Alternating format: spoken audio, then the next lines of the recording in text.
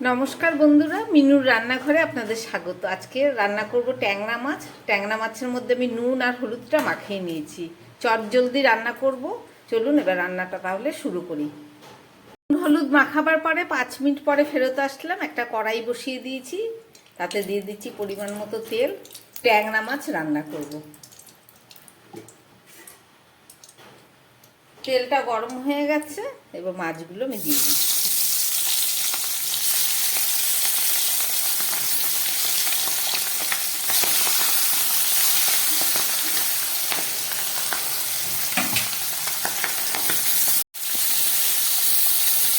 সব মাছগুলো আমি একবারেই ভাজা বসিয়ে দিলাম।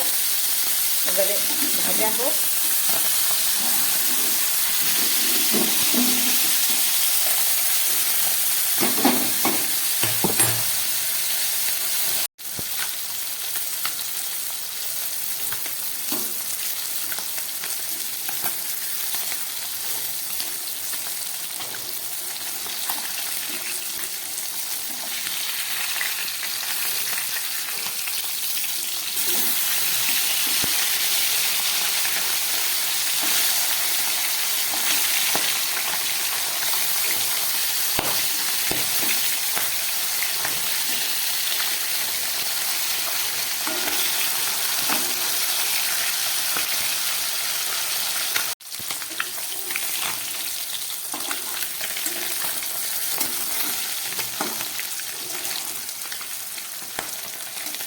মাছগুলো আমার একদম ভাজা হয়ে গেছে, এবার তুলে ফেলছি।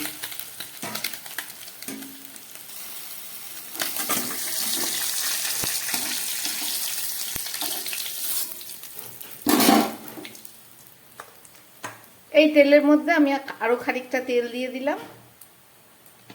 এবারে এর মধ্যে আমি কয়েক টুকরো আলু ভেজে নেব।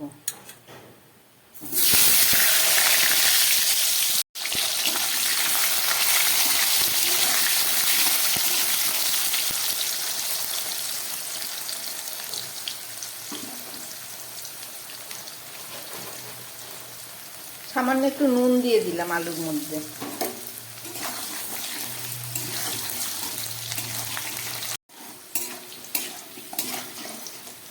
আলুগুলো লাল করে ভেজে নিলাম। এবার আলুগুলোকে আমি তুলে দিচ্ছি।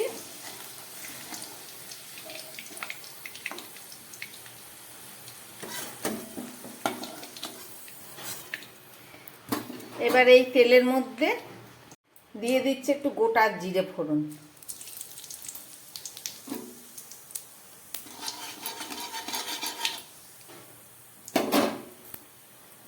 এবারে দিয়ে দিচ্ছি কেটে রাখা পেঁয়াজ।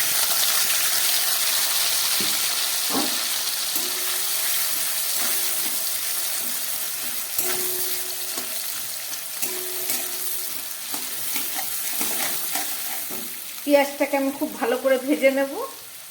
সঙ্গে কিছুটা টমেটো দিয়ে দিলাম।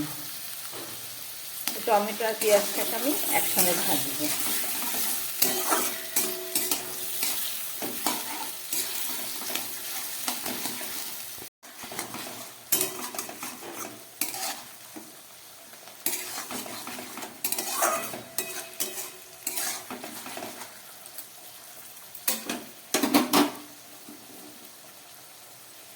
এবারে দিয়ে দিচ্ছি কাঁচা লঙ্কা।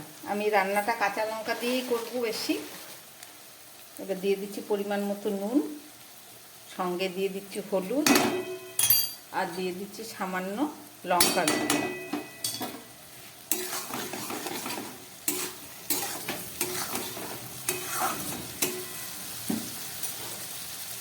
এখানে 1 চামচ জিরে আর 1 টুকরো আদা বেটে নিয়েছি, সেই বাটা মশলাটা দিয়ে দিলাম।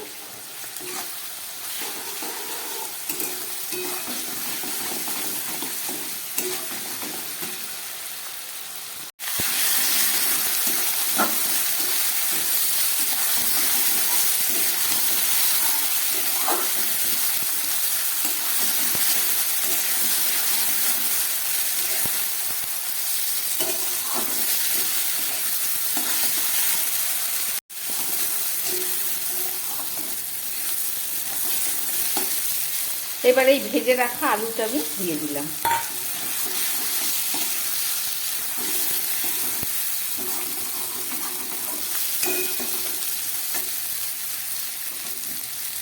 এবার দিয়ে দিচ্ছি উষ্ণ গরম জল।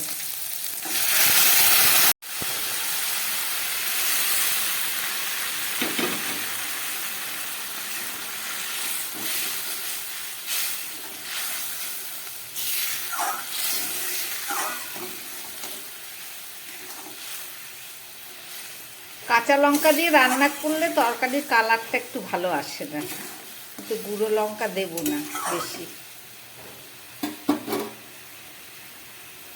ঝোলটা ফুটে উঠেছে, এবার এই ভাজা মাছগুলো আমি দিয়ে দিচ্ছি ওপর থেকে।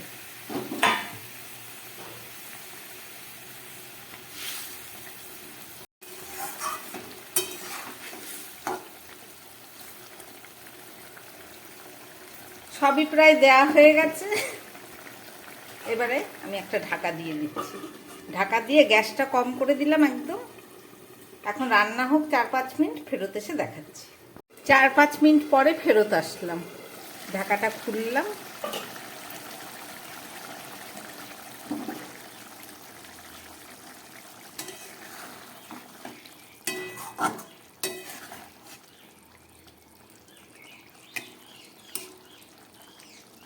সব সিদ্ধ হয়ে গেছে, রান্না আমার একদম রেডি। গ্যাসটা আমি অফ করে দিচ্ছি।